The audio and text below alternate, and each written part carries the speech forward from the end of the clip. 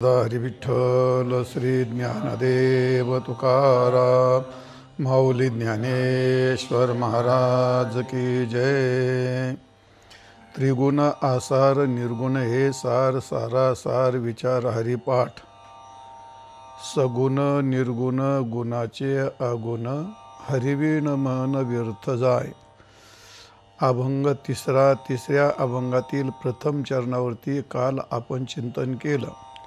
त्रिगुणात्मक असणारं जगत हे सर्व आसार आहे। निर्गुण परमात्मा हा सारभूत आहे आणि सारासार संपूर्ण जगत आसार आहे। परमात्मा सार आहे आणि भगवंताचं नाम हे सारातलंही सार आहे। उदाहरणासह आपण त्याचं सविस्तर वर्णन केलेलं आहे। आज या तिसऱ्या अभंगातील दुसऱ्या चरणाचं चिंतन आहे सगुण निर्गुण गुणाचे अगुण हरिविण मन व्यर्थ जाय। तर या चरणामध्ये ज्ञानेश्वर महाराजांनी 4 प्रकारचे विशेषण दिलेली आहेत। परमात्म्याचं वर्णन करत असताना परमात्मा सगुण आहे, तो निर्गुण आहे, तो गुणवान आहे आणि तो अगुण म्हणजे गुणरहित आहे। 4 विशेषण देण्याचं कारण माऊली ज्ञानोबाला या विशेषणातून परमात्म्याचेच रूप सांगायचे आहेत, पण ते परमात्म्याचे रूप वेगळे वेगळे कसे आहेत ही गोष्ट माऊली ज्ञानोबांनी या ठिकाणी वर्णन केले आहे। विशेषतः आपण त्याचं चिंतन करत नाहीत, आपल्याला त्याचं ज्ञान नसतं। सर्वसाधारण सामान्य माणसाला तर नाहीत, परंतु कीर्तनकार कीर्तन करत असताना सुद्धा त्यातले बारीकशे भेद त्यांच्या लक्षात येत नाहीत। ज्यांनी अध्ययन केलं असते, जे विद्वान असतात, त्यांना ही गोष्ट पूर्णपणे माहीत असते। पण माऊली ज्ञानोबांनी असं का म्हटलं या ठिकाणी, तर सगुण म्हणजे गुणासहित असणारा, निर्गुण म्हणजे गुणरहित असणारा आणि गुणाचे म्हणण्यामध्ये षडगुण ऐश्वर्य संपन्न असणारा आणि पुढे अगुण म्हणण्यामध्ये तो षडगुण ऐश्वर्य संपन्न रहित असणारा, असे भगवंताच्या 4 प्रतिमा आपण चिंतन करू। त्यात प्रत्येकाचं एक वेगळं वैशिष्ट्य असतं। तर मी आपल्याला सांगण्याकरता हे तुम्हाला 4 शब्दाचे अर्थ मी सांगतो, परत एकदा सांगतो। सगुण म्हणजे परमात्मा हा गुणासह असतो, त्याला गुणसहित आहे म्हणून त्याला सगुण म्हणतात। ज्या ठिकाणी गुणाचा प्रकृतीचा संबंधच येत नाही म्हणून त्याला निर्गुण असं म्हणतात। आणि गुणाचे म्हणण्यामध्ये त्याला तो सगुण साकार चतुर्भुज असा परमात्मा षडगुण ऐश्वर्य संपन्न असतो आणि म्हणून तो गुणवान आहे।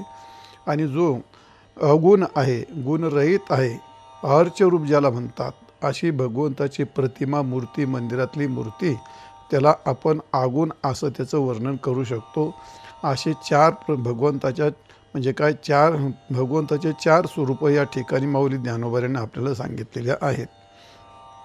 तर बहुतेक वेळा काय होतं, सगुण म्हणजे सगुण साकार एवढा त्याचा अर्थ होतो, असंच लोक त्याचा घेतात। पण तेवढाच अर्थ होत नाही, त्याचे वेगळे अर्थ होत असतात।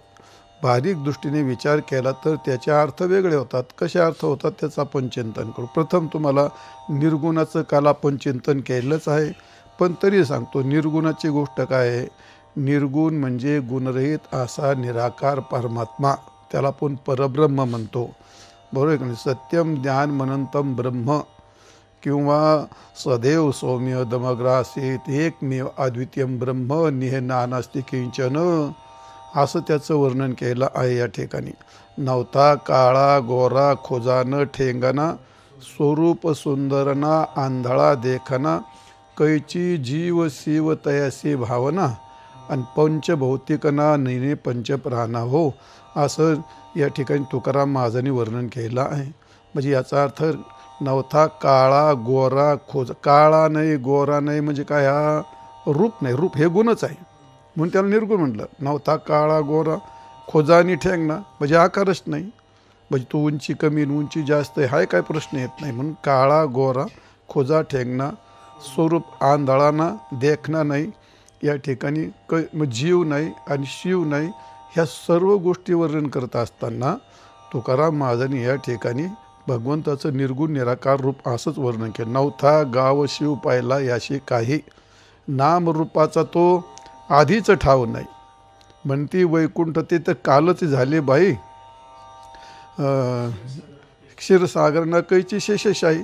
इथं वर्ण कशा चालत? हे गाव नाही, शिव नाही, नाम नाही, हे नाही, नव्हता गाव नाही, शिव नाही, पहिला काही, आणि वैकुंठसुद्धा कालच झालं. याचा अर्थ परमात्म्याच्या स्वरूपाच्या ठिकाणी वैकुंठ नामरूप येत नाही, तर वैकुंठाचा इकडं प्रश्न येतो. हे कोणाचं वर्णन केलं आहे? निर्गुण निराकाराचं वर्णन केलं आहे. म्हणजे सगुण आणि निर्गुण, निर्गुणाची गोष्ट आपल्याला लक्षात आली.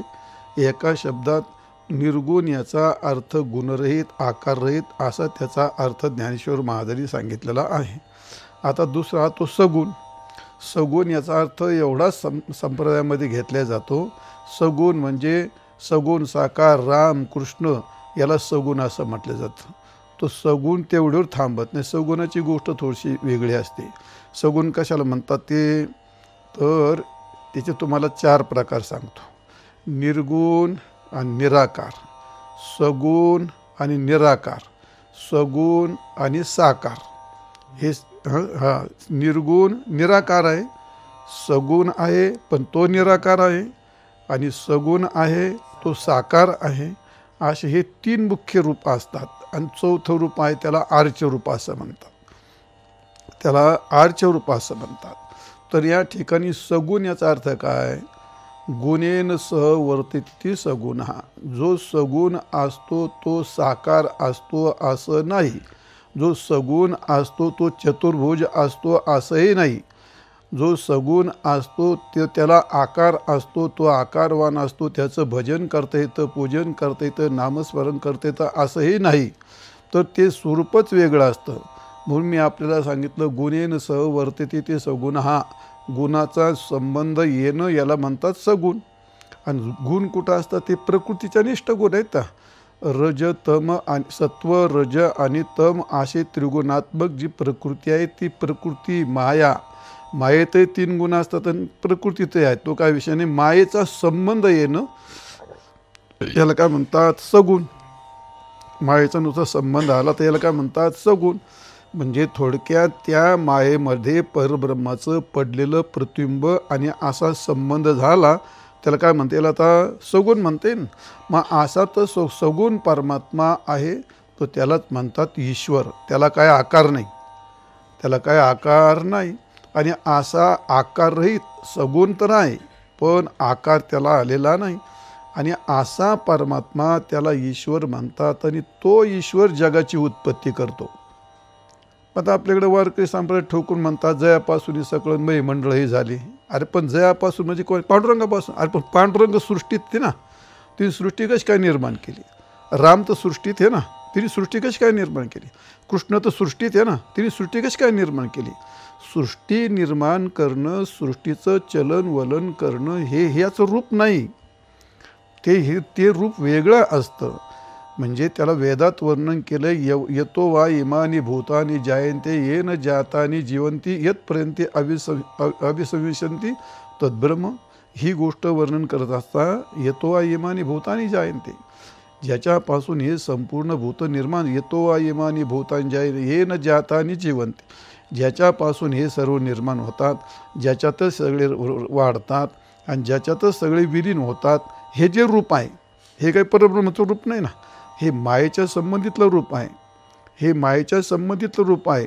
आणि हे मायेच्या संबंधित असणारं रूप हे सृष्टीची उत्पत्ती करतं. आणि हे सृष्टीचं काय करतं? चलनवलन करतं.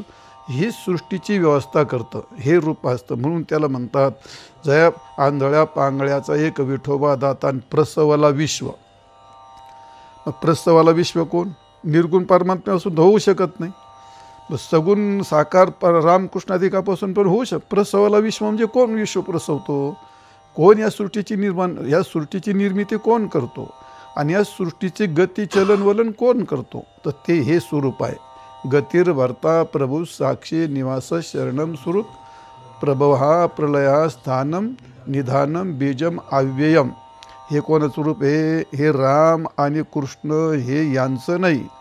तो परमात्मा आहे. तो त्याला ईश्वर म्हणतात. ईशनात ईशहा हे आहे. सगुण आहे, ते गुणवान आहे, गुणाच्या संबंधित आहे. परंतु ते आकारवान नाही, त्याची पूजा करता येत नाही, त्याचं भजन करता येत नाही, त्याचं मंदिर पण नसतं ना, तो कोणाच्या दृष्टीला पण पडला असं नाही, देवादिकांनासुद्धा त्याचं दर्शन होत नाही. असं जे रूप आहे ते सगुण आहे, परंतु ते निराकार आहे आणि म्हणून त्याला ईश्वर म्हणतात. हे लक्षात ठेवा.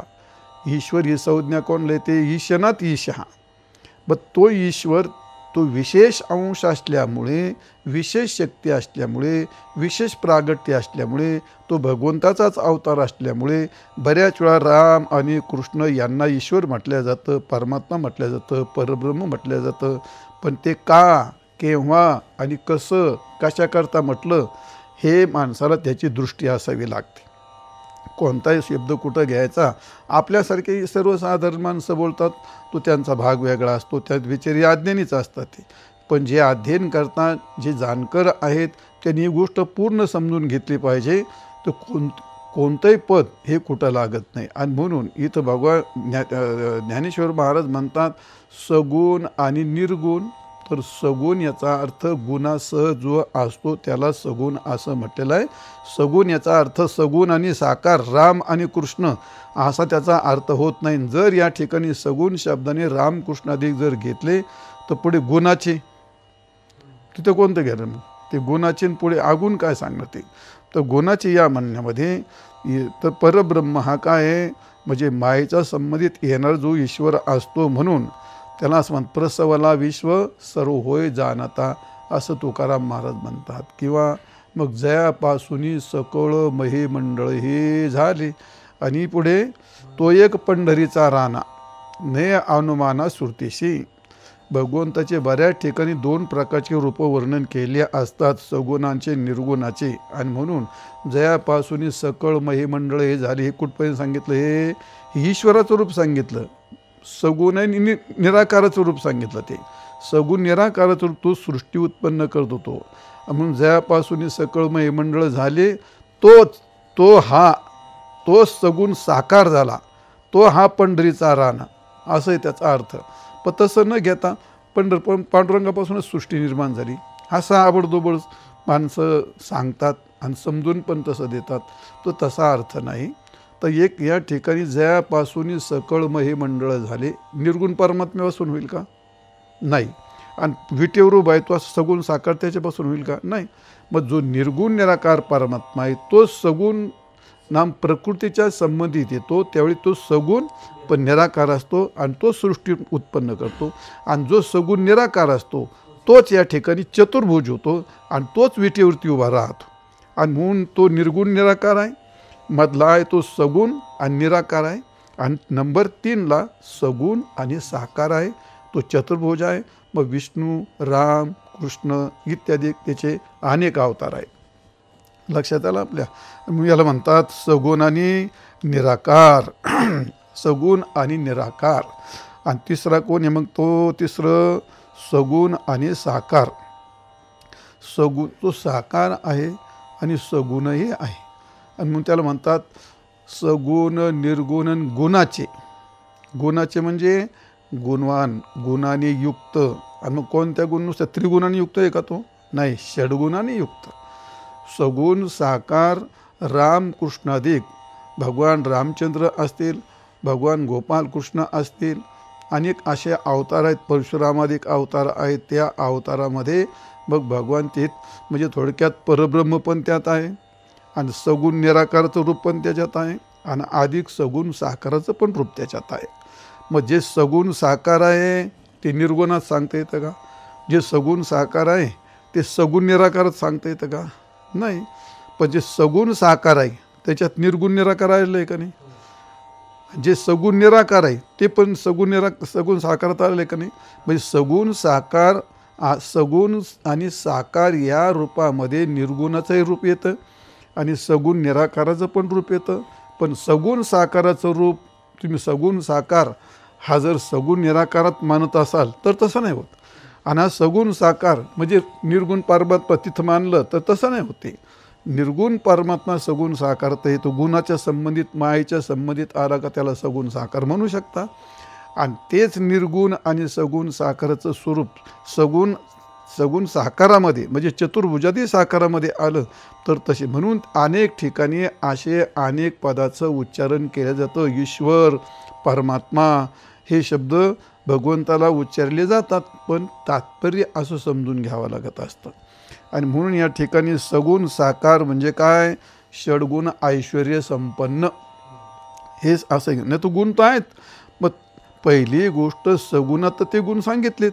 मग आता इथं नवीन असं काय. मग जर असंच असतं तर ज्ञानेश्वर महाराजांनी सगुण म्हणण्यामध्ये सगुणाचा विषय संपला आणि निर्गुण म्हणण्यामध्ये निर्गुणाचा विषय संपला. अरे भाई गुणाचं काय पुढे आणि अगुणाचं काय पुढे. ज्ञानेश्वर महाराजाचे विनाकारण शब्द टाकणार नाहीत, विनाकारण विशेषण देणार नाहीत. त्या शब्दामध्ये फार मोठा अर्थ असतो, फार व्यापकता असते, फार अर्थगांभीर्याने भरले असतात. ते असे लगेच शब्द घेतले आपल्यासारखे बोलले असं काही होत नाही. त्यांच्या मुखातली वाणी म्हणजे वेदवाणी असते. त्यांच्या मुखातली भाषामध्ये सूत्रमय भाषा असते. शब्द थोडी असले तरी त्यात अनेक अर्थ असतात आणि अत्यंत व्यापक अर्थ असतात. आणि म्हणून जसं सगुण निर्गुण निराकार सगुण निराकार, तसं हा परमात्मा सगुण साकार आहे रामकृष्णाधिक. तर ते कसे दिशे सगुण हा स्वरूप सुंदर परी व्यापुन्या ठेला चराचर. म्हणजे हा परमात्मा तुम्हाला सगुण निराकार डोळ्याला दिसत नाही, पण दिशे सगुण आणि साकार हे राम. गुणा आला विटेवरीन पितांबर धारी सुंदर जो. आपण असं अव्यक्त ते आकार आले आणि रूपा आले गुणवंत. आला नावा रूपा तुका म्हणे झाला सोपा. मग आता हे कोण आहेत हे, तर आपल्या सर्वांच्या परिचित, आपल्या उपासनेचं उपास्य किंवा आपल्या उद्धाराकरता भगवंताने एक विशिष्ट प्रकारचा सगुण साकार विग्रह धारण केला आहे. तो त्याला आपण भगवान रामचंद्र म्हणतो, भगवान गोपालकृष्ण म्हणतो आणि तेच विटेवर उभे असणारे आपण पांडुरंग म्हणतो. पांडुरंग, विठ्ठल, राम, कृष्ण आदी हे सर्व आपल्या पुढे हे तुम्हाला मी वर्णन केलं. आता ते आला नाव रूपान तो का म्हणे झाला सोपा. गुणा आला विटेवरी सगुण साकार सुंदर ते ध्यान उभे विटेवरी. खूप सगुणाचं वर्णन केलं आहे त्याच्यात. एक नाही हजारो अभंग त्याच्यात सर्व संतांनी वर्णन केले आहेत. तर असा हा कसा आहे, हा सर्वगुण संपन्न, त्यामुळे षडगुण ऐश्वर्य संपन्न. षडगुण ऐश्वर्य संपन्न एक षडगुण ऐश्वर्य संपन्न आणि एक भगवंताची जाण. ऐका यशस्वी औदार्य ज्ञान वैराग्य ऐश्वर्य हे साही गुणवर्य वसती जेत. आणि म्हणून तो भगवंतू मग असा जो परमात्मा आहे षडगुण यश श्री ऐका यश श्री औदार्य ज्ञान वैराग्य ऐश्वर्य.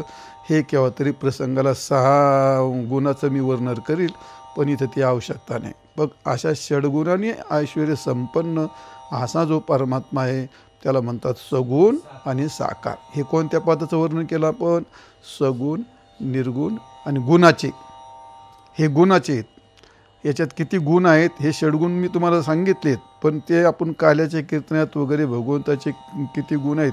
भगवंताची बासरी वाजवणं हा एक प्रकारचा गुणच आहे. तो ते अनेक प्रकारचे गुण त्याच्यामध्ये सांगितलेले आहेत, पण ते या ठिकाणी आपल्याला सांगायची गरज नाही ते असं.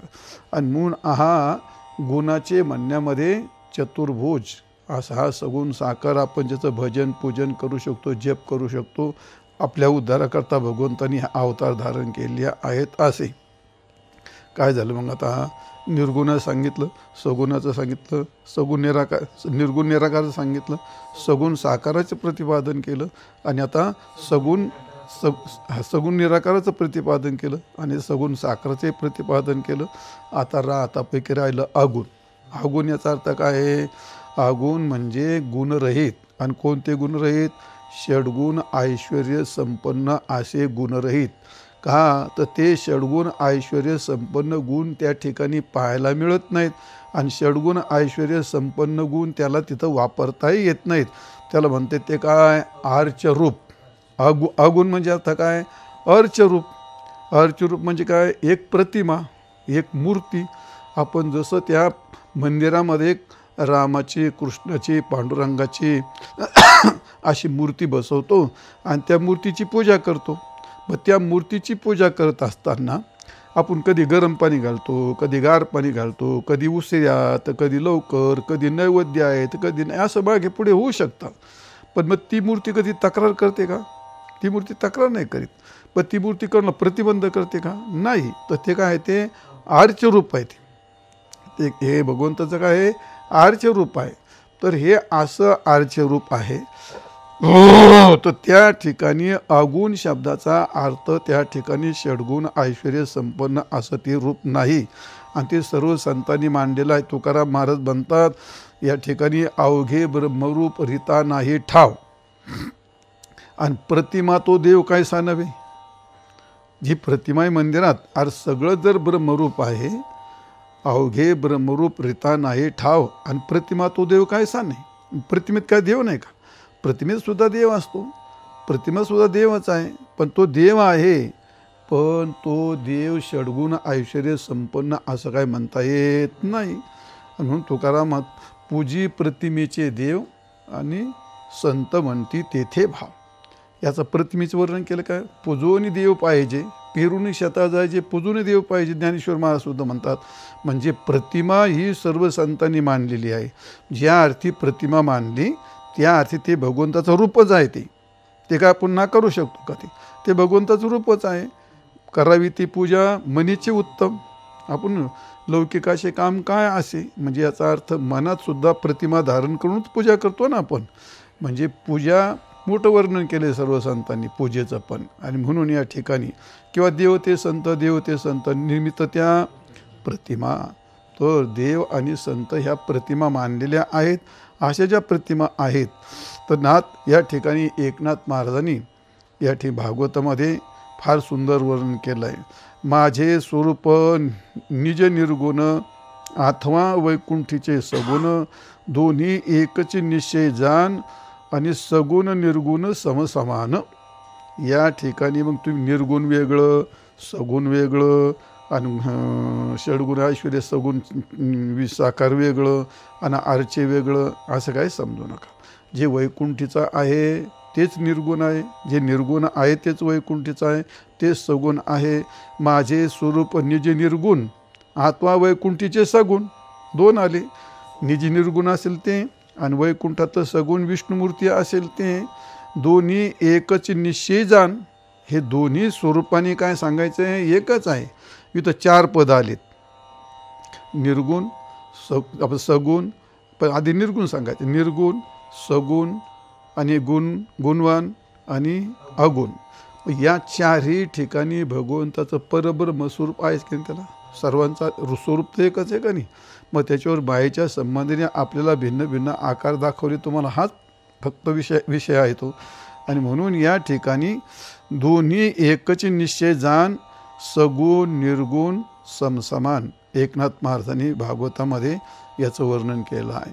तात्पर्य सांगायचं आहे, सगुण निर्गुण गुणाचे आणि अगुण या म्हणण्यामध्ये भगवंताच्या 4 प्रतिमा सांगितलेल्या आहेत. हे आपल्या लक्षात आलं असेल. तर या ठिकाणी या आपण सगुण निर्गुण गुणाचे अगुण ह्या अर्ध्या चरणाचं आपण चिंतन केलं आहे. पुढे हरिवीण मन व्यर्थ जाय. तो हरिवीण मन व्यर्थ जाय याचा अर्थ काय? हरी वाचून जे केले ते सगळं व्यर्थ जातं. हरी वाचून केलं व्यर्थ जातं. याचा तात्पर्य विषय काय? ज्या मनाचा विषय भोग विषय असेल त्या कालामध्ये ते केलं सगळं निष्फळ आहे, व्यर्थ आहे, त्याला कोणत्याही प्रकारचं प्रयोजन फल नाही. आणि ज्या मनाचा विषय परमात्मा असेल तो सार्थ आहे, त्यात पुण्य आहे, त्यात मोक्ष आहे, जे काही आहे त्यात सर्व काही प्राप्त होत असतं. म्हणून हरिबिन याचा अर्थ मनाचा विषय जर विषय असेल, तो भोग विषय असेल, तर त्यात कोणता अर्थ आहे? भोगात काय मोक्ष थोडाच आहे, भोगात हरी थोडाच आहे. हरी परमात्म्याची व्याप्ती असली तरी विषय त्या मनाचा विषय जर भोग असेल आणि भोग भोगण्याचा विषय असेल, तर ते विषय सगळे कसे आहेत ते व्यर्थच असतात. ते त्याला कोणत्याही प्रकारचा अर्थ नसतो. कारण मन हे विषयरूपच असतं ते. आणि असं जे मन असतं ते मग त्याला आपण विषय काय म्हणतो? शब्द, स्पर्श, रूप, रस आणि गंध. मग शब्द आहे, स्पर्श आहे, रूप आहे, रस आहे, गंध आहे. जर शब्दाचं सेवन केलं तर हरीची प्राप्ती होईल का? स्पर्शाचं ह्या विषयाचं सेवन केलं तर हरीची प्राप्ती होईल का? नाही. रूपाचं तर अनेक प्रकारची रूप पाहत बसले तर त्या रूपामध्ये तुम्हाला हरीची प्राप्ती होईल का? नाही. का? मग शब्दाने प्राप्ती शब्दाने प्राप्ती होते. भगवंताची शब्दानेच मोक्ष मिळतो. शब्दानेच मोक्ष मिळतो. भगवंताच्या गुणवर्णनाने, भगवंताच्या नामाने, त्याच्या स्वरूपाच्या वर्णनाने मोक्ष मिळतो. मग शब्द काय? अरे तो शब्द हरिविन आहे ना. तो शब्द काय? हा हरिविन आहे. जो हरिसहित शब्द आहे तो व्यर्थ नाही. पण हरी वाचून असणारे शब्द हे सगळे व्यर्थ असतात. ते म्हणून हरिविन मन व्यर्थाचा अर्थ काय? विषय तर शेवटी विषय असतो. विषय भोगात्मक असला तरी तो मनाचा विषय आहे. आणि विषय परमात्मा असला तरी तो मनाचा विषय. विषय भजन असेल, पूजन असेल, नामस्मरण असेल, तो शेवटी विषय असतो. पण ज्या विषयामध्ये हरीची वृत्ती, हरीची भावनाच नाही, त्यात भोग भावना आहे, ते विषय सगळे हरिविन असतात आणि ते सगळे व्यर्थ असतात. आणि म्हणून शब्दात, रूपात भगवंताचं रूप जर नेत्राने भगवंताच्या रूपाचं चिंतन केलं, रूप पाहिलं, तर त्यात सुंदरते काय आपण तो सदा माझे डोळे जडो तुझे मूर्ती, रुक्मायाचे पती गोड तुझे रूप. गोड त्याच्या रूपाचं अनेक ठिकाणी वर्णन केलं आहे. आणि म्हणून ज्या रूपदर्शनामध्ये भगवंताचं रूप असेल तर त्या रूपदर्शन ते व्यर्थ जात नाही, ते मोक्षच असतो. पण ज्या रूपदर्शनामध्ये जर हरी वाचून असेल म्हणून त्या रूपदर्शनाला हरिविन ते व्यर्थ जातं. स्पर्श हरिविन तो व्यर्थ जातो. रस, भगवान नामाला त्याला रस असं म्हणतात, त्याला अमृत रस असं म्हणतात, त्याला नामरस, ब्रह्मरस, ज्ञानरस हे सगळे असे वर्णन केले असतात. आणि जर त्या रसनावृत्तीचा विषय जर हरी असेल तर तो व्यर्थ बनता येत नाही. पण तो नुसता भोगात्मक रसना शांत करायची म्हणून जर तो भोग घेत असेल तर ते व्यर्थच आहे. हरिविन ते व्यर्थ आहे. पंचविषय घेतले तरी म्हणून मनाचा विषय भोग असेल तर ते हरी वाचून व्यर्थ होतात. आणि मनाचा विषय जर परमात्मा असेल तर सर्वांना सार्थकता येते. मग ते रूप, रस, गंध किंवा भोग जे असेल ते सर्व त्यांना सार्थकता येते. कारण त्याच्यामध्ये हरीची भावना आहे, हरीचं स्मरण आहे, ते हरीच आहे अशा भावनेने ते घेतलं जातं. आणि म्हणून तिथं हरी वाचून ते त्यात हरीची व्याप्ती आहे, हरीचं भजन आहे, म्हणून त्याला सार्थकता येते. पण हरी वाचून जे केलं असतं ते मात्र कसं आहे, ते व्यर्थ असतं. मग आता जो संसार आहे, संसार जर भगवंत वाचून केला तो व्यर्थ. कामाधिक भगवंत म्हणजे काम, संसार यात हरी नाही, बरोबर आहे का नाही? मान प्रतिष्ठा यात हरी नाही, किंवा सर्व भोगाची साधने आहेत याच्यात कोणत्याही प्रकारचा हरी नाही. तर हे सगळे अधोगतीची साधनं आहेत. पण जर त्याच्यामध्ये हरी आहे असं जर तुम्ही पाहिलं तर मग मात्र त्याला सार्थकता येते. आपण पाहतो कामाधिक विकारामध्ये कधी हरी असू शकतो का? हरीची भावना होऊ शकत नाही. संसारामध्ये कधी हरीची भावना होते का? नाही. म्हणून ज्ञानेश्वर महाराज म्हणतात, सगुण निर्गुण गुणाचे आगुण हरिविन, हरी वाचून ते सगळं व्यर्थ होतं. लटिका व्यवहार सर्व हा संसार. पुढे काय? हरिविन मन, नाही काय? लटिका व्यवहार सर्व हा संसार, वाया येर झार. पुढे हरिविन.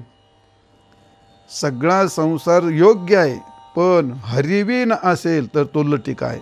हरिविन असेल तर जन्म लटका आहे. हरिविन असेल तर तुमचं जे करणं ते सगळं लटकं आणि खोटं आहे. तुकाराम महाराज म्हणतात या ठिकाणी काय, तुका म्हणे देवाविन. आणि केला असते ना तो मिथ्या. देव सोडून जे करायचं ते देवाकरता करावं, देव म्हणून करावं, देवाची सेवा म्हणून करावी. थोडक्यात जे करायचं ते जे भगवंताचं म्हणून जर केलं त्यात हरी येतो. संसारही जर देवाची सेवा म्हणून केली, देवाचं स्वरूप म्हणून केलं, तरी त्या संसाराला सुद्धा सार्थकता येते. तो सुद्धा एक संसार आहे. पण महाराज म्हणतात तुका म्हणे देवाविन केला सीन, आणि तो मिथ्या सगळं. हरी मन व्यर्थच जायते.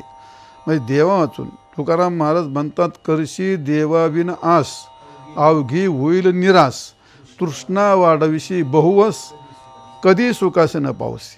त्यांनी कधी सुखाला प्राप्त होणार नाहीत. का? करशी देवाविन आस, म्हणजे हरीला सोडून केलंय. अवघी होईल निरास, तू दुदंड तृष्णा वाढवतोस बाबा, पण तुझ्या पदरात दुःखच पडणार आहे. कारण हे विषय हे सगळे मिथ्या असतात, ढगाच्या सावलीप्रमाणे असतात. ज्ञानेश्वर महाराज म्हणतात विषयाचे समसुख आणि बेगडाची बाहुली. पण जर त्यात हरी असेल तर त्याला सार्थकता येऊ शकते. पण हरी वाचून जर केलं तर ते सर्व काय आहे ते व्यर्थ असतं. आणि म्हणून तुकाराम महाराजांनी या ठिकाणी वर्णन केलं आहे. हरवीन मन व्यर्थ जाय. महामाऊली म्हणतात तू मन हे मीच करी, आणि माझे भजनी प्रेम धरी, सर्वत्र नमस्कारे मजे एकाते. तर असं आहे. आपलं मन जर भगवंताच्या चरणाच्या ठिकाणी जर लागलं तर ते सर्व सार्थ. आता कोठे धावे मन, तुमचे चरण देखील तुमचे चरण निवांतर आहे. कारण या मनाचा विषय काय आहे? भगवान आहे. ते काही व्यर्थ जात नाही. देखील तुमचे चरण निवांत राहिले म्हणा. आता कोठे धावे मन, मनाचा विषय परमात्मा असेल तो कधीही व्यर्थ जात नाही. पण जर मनाचा विषय परमात्मा नसेल, त्या विषयाचा विषय परमात्मा नसेल, तर त्या काळात ते सर्व व्यर्थ जातं. याच्याबद्दलची भरपूर उदाहरणं आहेत, पण आता ती सगळी उदाहरणं सांगण्यात या ठिकाणी ही गोष्ट नाही. तात्पर्य सांगायचं आहे, मनाला हरिविषय असेल तर ते हरिरूप होतं, आणि मनाला हरिविषय नसेल ते सगळं व्यर्थ जातं. मन हे राम झाले, प्रवृत्ती घासून कसे निवृत्तीशी आली. मन हे रामरूप होतं. तात्पर्य ज्ञानेश्वर महाराज म्हणतात सगुण निर्गुण गुणाचे अगुण हरिविन मन व्यर्थ जाय. तुम्ही जे कराल ते हरी वाचून जर केलं तर तुमचा परमार्थ असो प्रपंच असो हा सगळा व्यर्थ जाईल. पण त्यात हरी समजून हरी करता जर केला असेल तर ते सार्थ होईल. असा या चरणाचा अर्थ आहे.